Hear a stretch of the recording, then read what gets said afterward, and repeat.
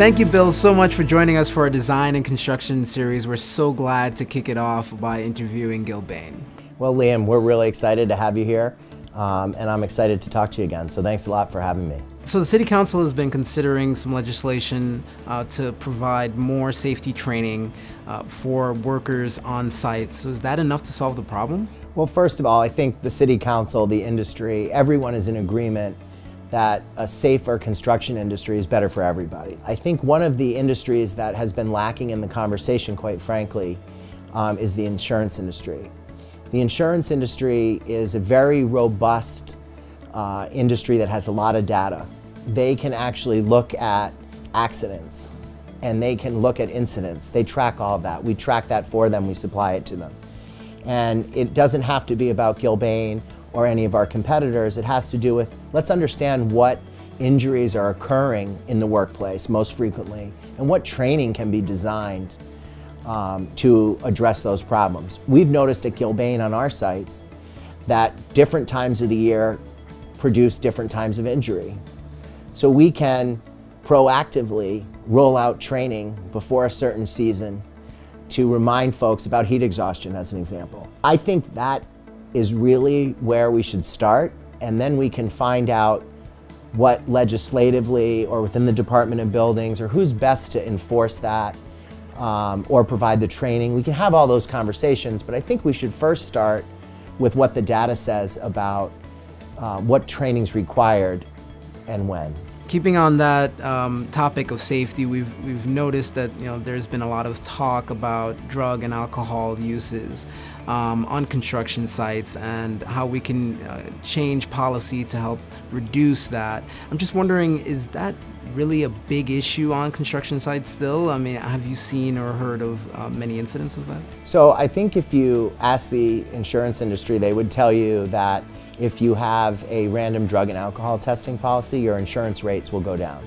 So without having the data in front of me, it tells me that it is an issue.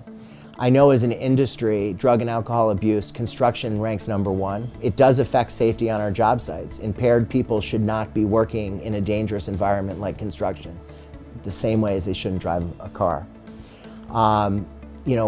We are looking at a significant drug and alcohol testing program across our platform here. We're working with the insurance companies and the other regulators to find out how we launch that, but that's something I hope to be doing in the next year.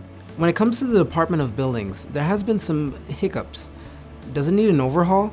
Well, I'll tell you, I think Department of Buildings is a very difficult job to do. I don't believe that DOB needs an overhaul.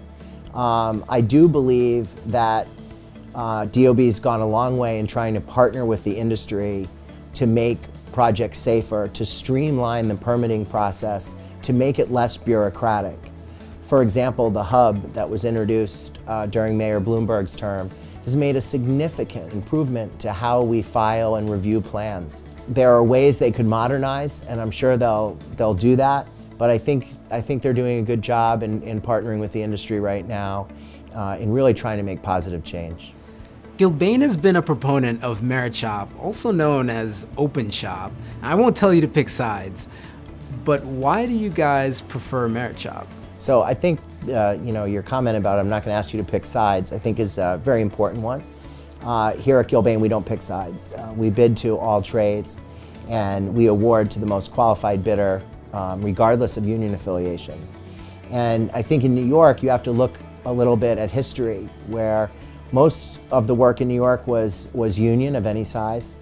And then as time went on, there were certain outcroppings where it was all union or all non-union. And in today's world here in New York, you have much more of a mix where you have union trades and non-union trades working side by side. And that, quite frankly, is the way it is in most parts of the country. So it's something we're used to in other jurisdictions. We believe that in our best interest for the owners, not only to drive cost, but schedule and safety and quality, is that we bid to all bidders and that we do not discriminate against union or non-union. So that's really our philosophy here at Gilbane. What will the effect be as this new concept permeates throughout the industry? Well, I think you're already seeing it. I think There are many of our peers are also following suit, and they are operating in a merit shop basis where you have both union and non-union trades working on the same job. We're in the middle of a culture change in the construction industry here in New York, not only about union affiliation, but also about safety. We've talked a lot about that today, and I think the industry here in New York has a very different view on safety than it did 10 years ago. And I think those are all very positive things. We have to embrace change as an industry. We have to embrace change as a city. And we need to look at that as an opportunity to continue to grow. Bill, thank you so much for joining us and doing this interview. Well, thanks for coming by.